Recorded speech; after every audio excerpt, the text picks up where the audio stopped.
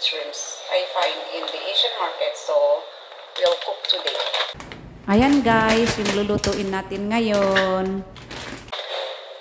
We'll open this one. I think they take it out. They take it out, so it's clean. I think it's clean, all is clean, you see? They take it out, so it's clean. Okay. Let's rub with salt. Because this is frozen, so we'll rub with salt and leave it for 5 minutes. We can wash.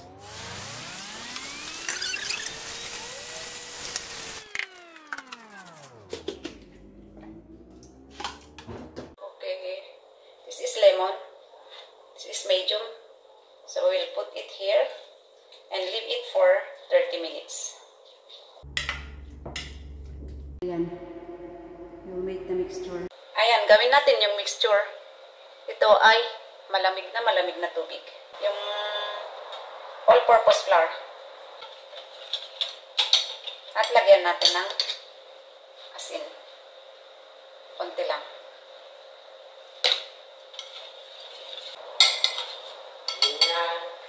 Ayan, i-coat natin yung shrimps natin sa all-purpose flour at saka yung cornstarch.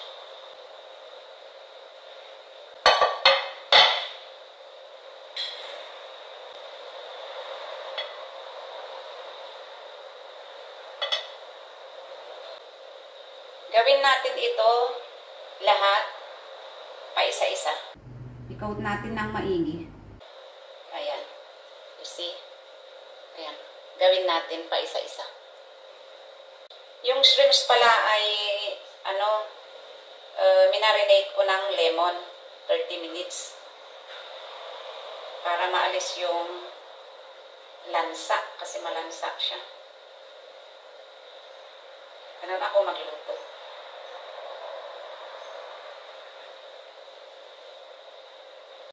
Ayan, nagawa natin yung kalahati. Magfa-fry muna tayo. Ayan, pinainit natin yung mantika. Ilagay natin sa medium. Ayan. Ang gagawin natin ay pasasayawin muna para hindi siya didikit. Ganon. Ganon.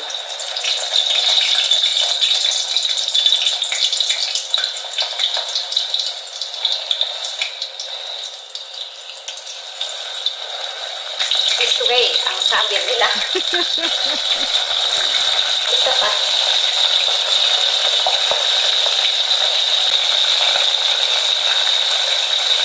Ayan, while cooking our shrimps, gagawin natin yung tempura natin.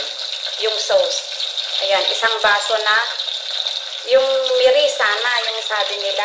Kaso wala. Pero sabi nila ay alternative daw ay pwede daw yung white wine. Ito naman ay this is 11.5%. Ilagay natin yung shredded na radish. Iba yung radish sa atin ha. Pero parehas din. At saka yung ginger. Marami yung ginger ha. Isang kutsara na soy sauce. Ito ay low sodium. At mamaya, pag makita natin na kumulo ay yung mag-soft yung maluto yung radish na makikita natin ay bago natin lagyan ng asukal or yung honey. At isang tasang tubig. Takpan ko. Ayan, ginawa ko ng 15 minutes pero mababa yung apoy. Pinababa ko yung apoy. Ayan.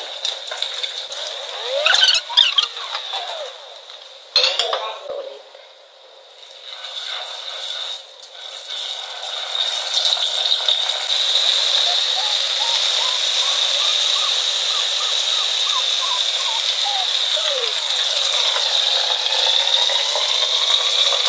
Ayan.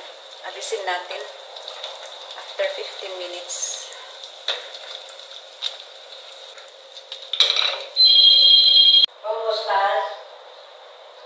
Ayan, yung third batch.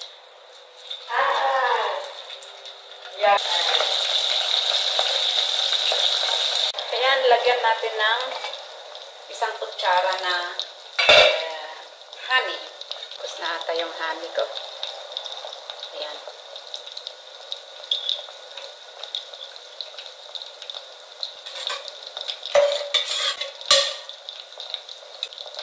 Takpan natin.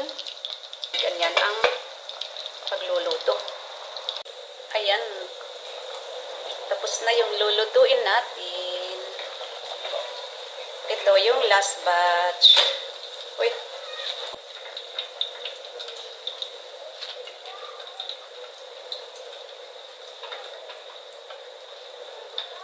Ayan. I-screen natin yung niluto natin.